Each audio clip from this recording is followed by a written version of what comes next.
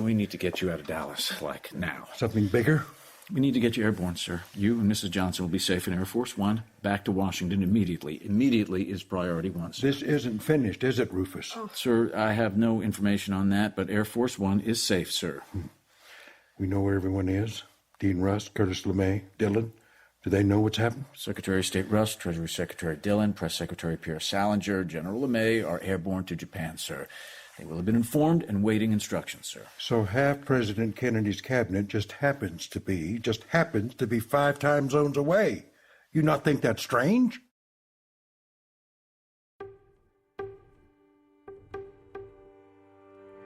From Wondery, this is Secrets, Crimes, and Audiotape. I'm your host, David Reinstrom. What's your secret? My secret is that I'm a Demogorgon. My secret is that I've played enough D&D that I knew about Demogorgon before Stranger Things, so that makes me cool. Eager listeners may note from the title of this episode that we're rerunning one of our first series, Air Force One. This is true, and there's a very good reason. This past week, the U.S. federal government finally released a portion of the Kennedy assassination files, what was supposed to be the last chunk of them.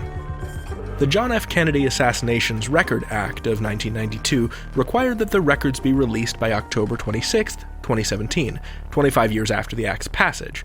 But there's a loophole. The president only released a tenth of the files, while the remainder undergo a careful review. But what files were released give us an intriguing picture into the past, like a 1975 White House report detailing the numerous, sometimes wacky ways the CIA tried and failed to assassinate Fidel Castro. And we thought, if that's coming out, then what isn't? What's in those files that the American public doesn't yet get to see? The play Air Force One has some guesses, which is why we are rebroadcasting it in all its glory once again. On the 22nd of November, 1963, President John F. Kennedy was assassinated by a sniper while riding in an open-topped limousine in a motorcade in Dallas, Texas. Who was ultimately responsible has never been satisfactorily established. Just 90 minutes after the killing, Vice President Lyndon Johnson was sworn in as president aboard the White House jet, Air Force One. 1 week later, Johnson ordered the creation of a committee to investigate the murder. The Warren Commission findings remain controversial to this day. This play and the theories it explores are based on federal, classified, and academic research. Diaries and recollections of those who were in Dallas that afternoon and aboard the presidential jet, including Kennedy's widow. It is an area of contested as well as substantiated documentation. Some names have been changed, and some of the conversations imagined. Air Force One by Christopher Lee, starring Stacy Keach, Glenne Headly, Susan Sullivan, and Stephen Weber. Do you solemnly swear that the testimony you give before the commission will be the truth, the whole truth, and nothing but the truth, so help you God? I do. State your name for the record. Jacqueline Kennedy. White House, this is Secretary of State Dean Russ, Aircraft. We have code number 86972. This is 86972. Do you read me? Over. This is White House. I read you 86972. Go ahead. Give me all information on President. This is White House. All available information on President follows. President and Governor John Connally of Texas have been hit in the car they were riding in. We do not know how serious the situation is. Can you go back to the time that you came to Dallas on November 22nd and describe what happened there after the plane landed? We got off the plane. The then Vice President and Mrs. Johnson were there already, and they gave us flowers. And then the car was waiting, but there was a big crowd there, all yelling with banners and everything. And we went to shake hands with them. It was a very hot day, and you went all along a long line. I tried to stay close to my husband, and lots of times you get pushed away, you know, people leaning over and pulling your hand. They were very friendly, and finally, I don't know how, we got back to the car. There was lots of confusion. As you got into the main street of Dallas, were there very large crowds on all the streets? Yes. And you waved to them and proceeded down the street with the motorcade? Yes. And in the motorcade, you know, I usually would be waving mostly to the left side. And he? The president, President Kennedy? Yes. He was waving mostly to the right, which is one reason you're not looking at each other very much, and it was terribly hot, just blinding all of us. Now, do you remember as you turned off of the main street onto Houston Street, 1 block before you get to the depository building? Well, I remember whenever it was, Mrs. Conley, Governor Conley's wife, she was riding with us. She said, "We will soon be there."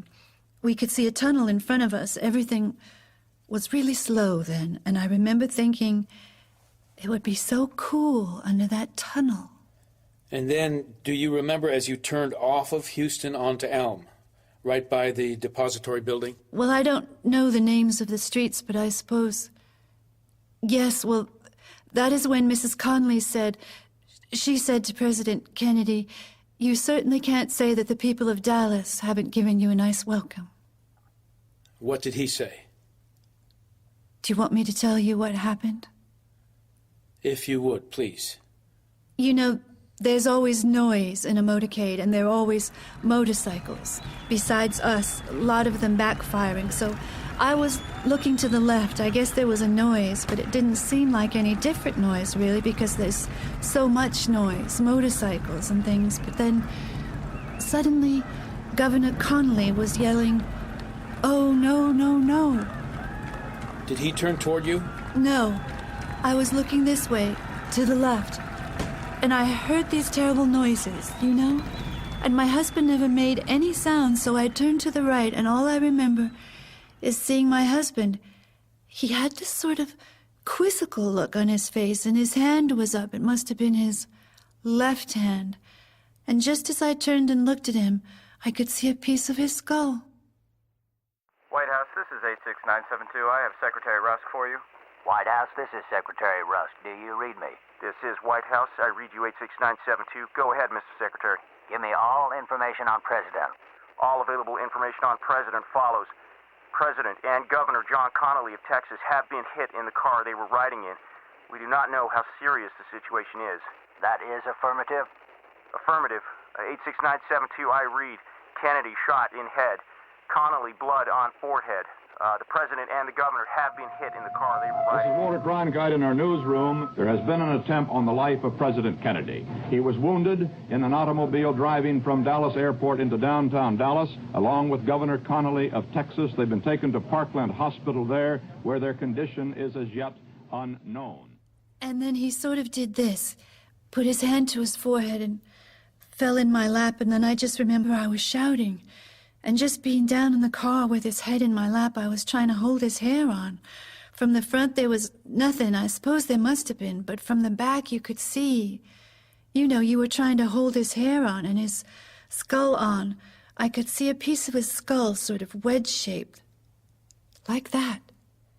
And I remember that it was flesh-colored with little ridges at the top. And then I just remember falling on him and saying, "Oh, no, no, no. I mean, oh my God, they've shot my husband. And I love you, Jack. Oh, no, no, no, oh my God. They've shot my husband. I love you, Jack." Lancer is down! Lancer is down! Hospital! No, no, don't stop! Go! Go! Get to the hospital! Lancer is down! Go! Go!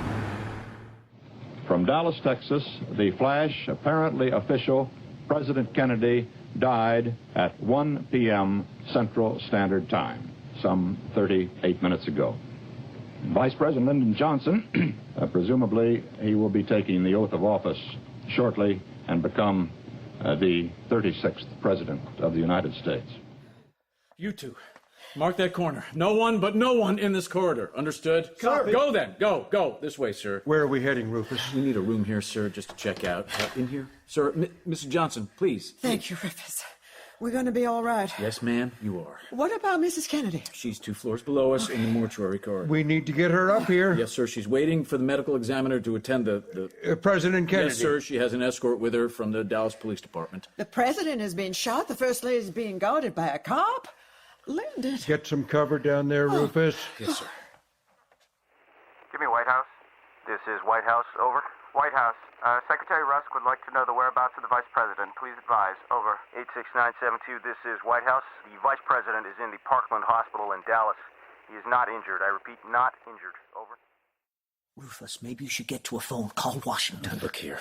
I'm Senior Secret Service Officer, and hear this. I am not leaving this man to phone anyone. Understood? I stay with Vice President Johnson. Okay.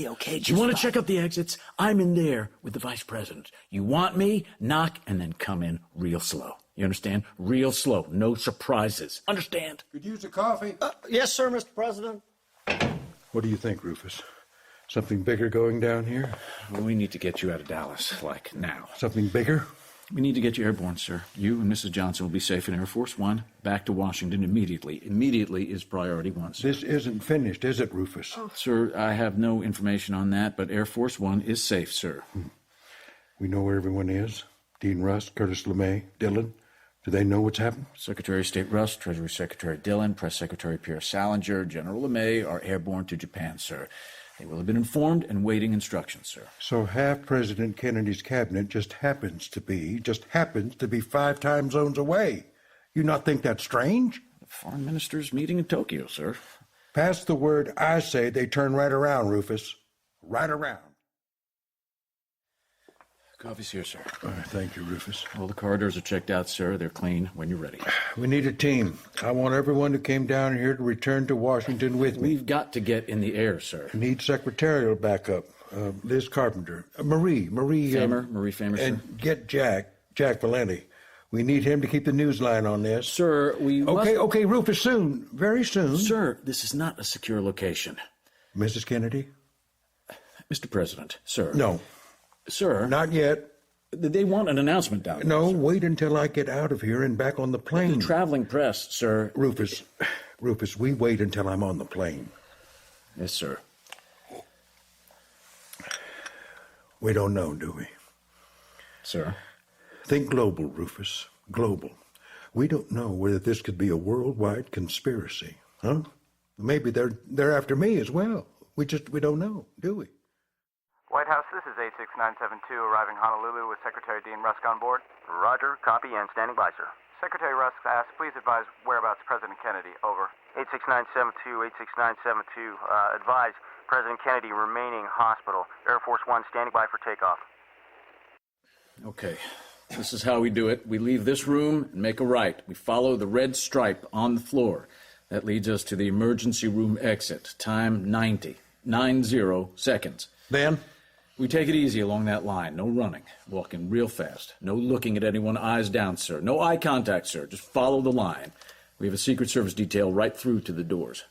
Everyone happy with that? Yes, Mr. President. Yes. Okay, at the exit we have 5 automobiles unmarked. Dallas Police Department Outriders. Mr. President, you take the third car. I'll be glued to you. Eyes still down. Bird, where will Bird be? Right here, Lyndon, right with you. Ms. Johnson, you'll take car 4, please. Yes. Here's the car routine. When we get to the car, I need you away from the window, sir. Which side? No, sir. In the middle. I'll sit one side, Congressman Thorne here on the other side, sir. Art, you got that? Fine, Mr. President. That it, Rufus? Just one thing, Mr. President. If we get an intrusion, you may hear radio talk. It'll be coded, so that you know, as of this time, the plane is coded 26000. When you get on board, it will revert to Air Force One. Mr. President, your code name remains Volunteer. Volunteer? I think not. Art? Just fine, Mr. President. Bird? I guess I stay the same. Victoria? Sir, Mrs. Johnson remains codename Victoria, and President Kennedy, Lancer. Mrs. Kennedy remains Lace.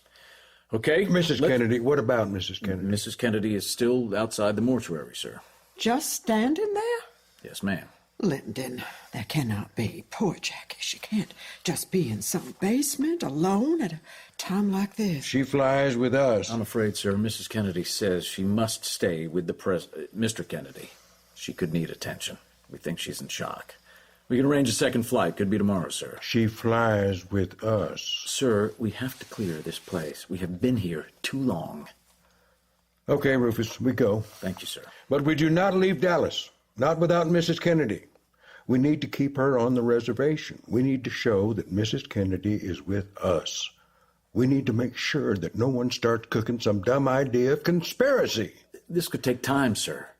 Who's guarding Mrs. Kennedy? Roy Kellerman's detail is securing the area. Rufus, get Kellerman on this. Have him get President Kennedy's coffin moved aboard Air Force One and an escort for Mrs. Kennedy. We will wait for both. Okay, as of this time, this is a secure area. Please clear.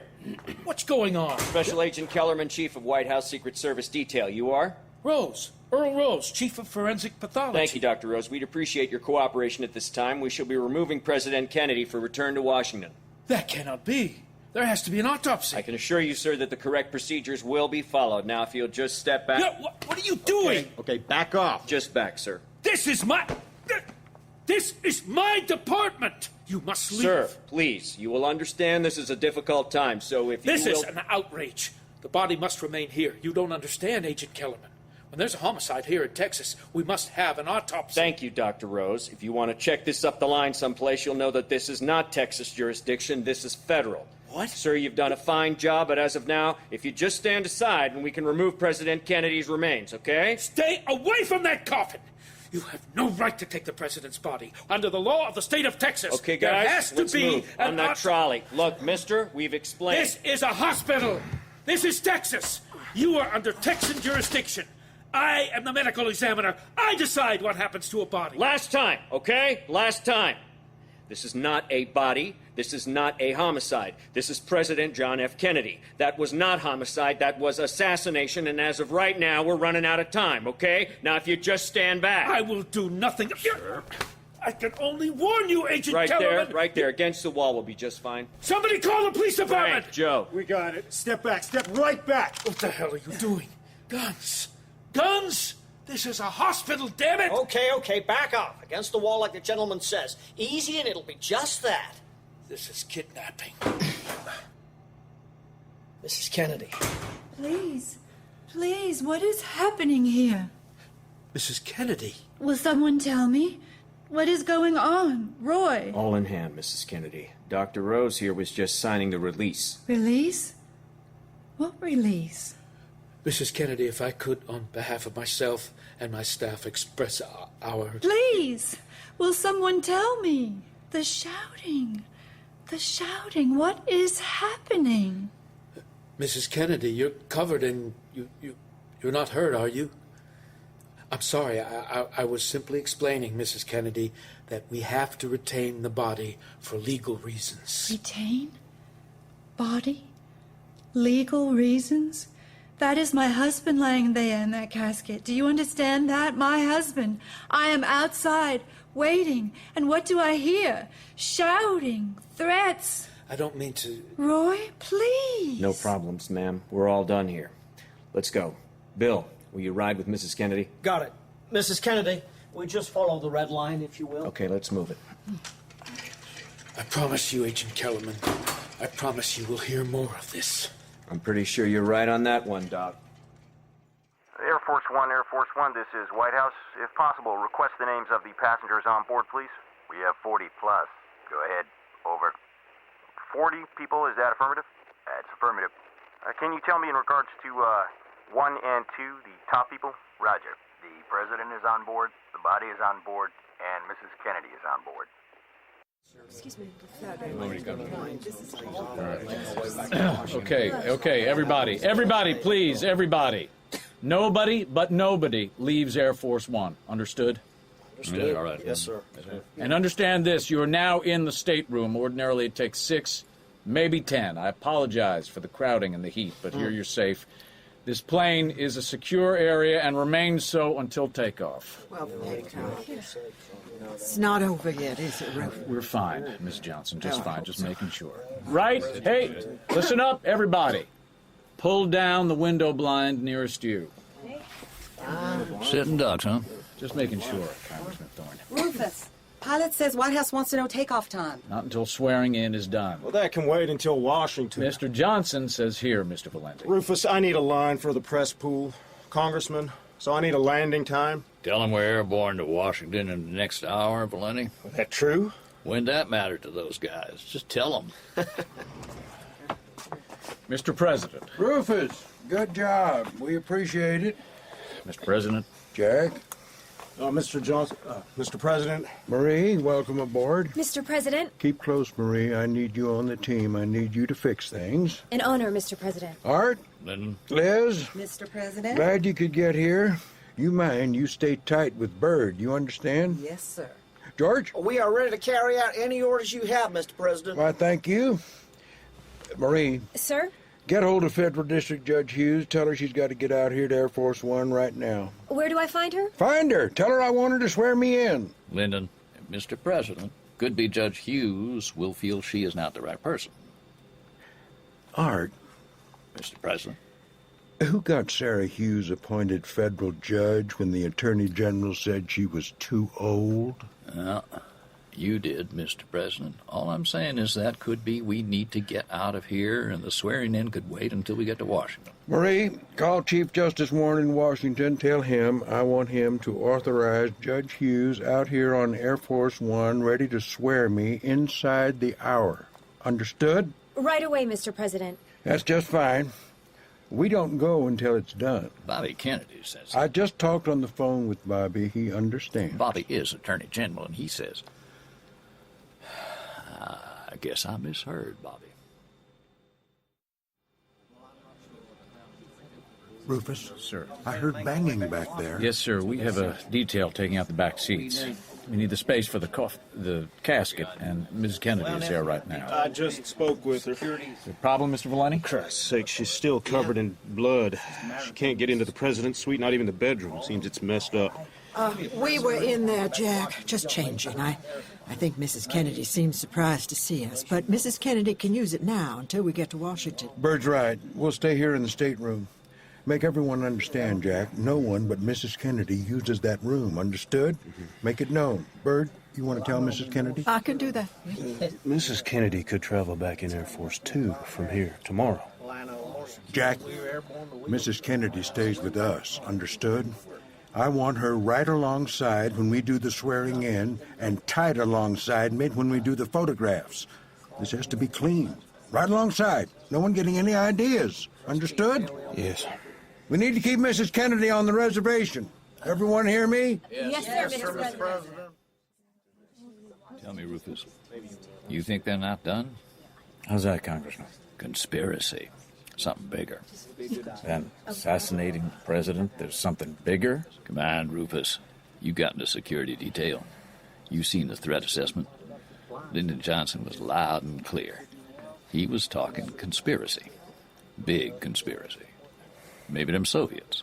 Way above my pay scale, Congressman. Those guys in Moscow never forgave Jack Kennedy for what he did to that Khrushchev last year. Making the Russians pull out their missiles from Cuba. Cuba was a big deal for those folks.